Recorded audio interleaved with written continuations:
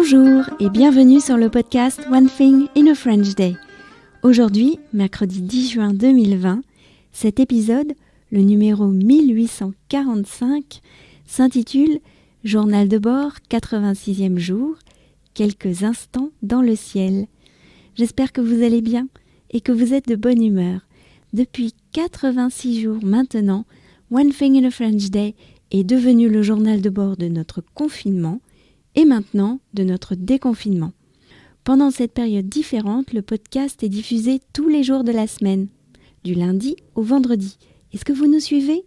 Vous pouvez également nous envoyer des messages, que cela soit par Facebook, Instagram ou encore par email à frenchday@gmail.com. Si vous souhaitez soutenir le podcast, abonnez-vous pour recevoir le texte du podcast sur onethinginafrenchday.com. Je m'appelle Laetitia, je suis française, j'habite près de Paris et je vous raconte au travers de ce podcast un petit bout de ma journée. Journal de bord, 86e jour, quelques instants dans le ciel. Lundi soir, c'était le cours de reprise au kung-fu. Je pensais que nous aurions cours aux abords du stade, sur les pelouses autour de la piste d'athlétisme, puisque le cours devait avoir lieu en extérieur. Un peu avant 20h, les 8 autres élèves et moi nous sommes retrouvés devant le portail, masqués pour être autorisés à pénétrer dans le stade. Nous avons attendu Shihan, notre prof, pour pouvoir entrer tous ensemble. C'est la procédure, nous a dit l'agent d'accueil. Lorsque Shihan est arrivé, l'agent d'accueil nous a indiqué où nous rendre. Alors, vous prenez les escaliers et vous montez au 4e étage. Et là, vous aurez accès au terrain de foot en synthétique. Il y a un terrain de foot sur le toit ? M'a dit Stéphane, le mari de mon amie Géraldine. Il est dans le même cours que moi.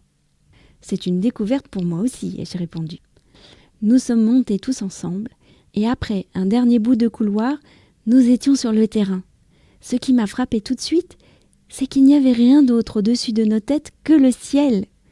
Eh bien, nous en avons de la place, a dit Shihan en riant. Le ciel était assez nuageux, il y avait du vent, les hirondelles passaient à notre hauteur et on apercevait au loin le haut de la tour Eiffel. J'ai fait la connaissance de Francine, une élève de première année, plus âgée que moi, mais qui a déjà un bon niveau. Elle m'a dit qu'elle avait fait beaucoup de karaté et qu'elle faisait aussi du tai chi. Nous avons parlé de mon sujet préféré, la mémorisation des Tao, les enchaînements codifiés.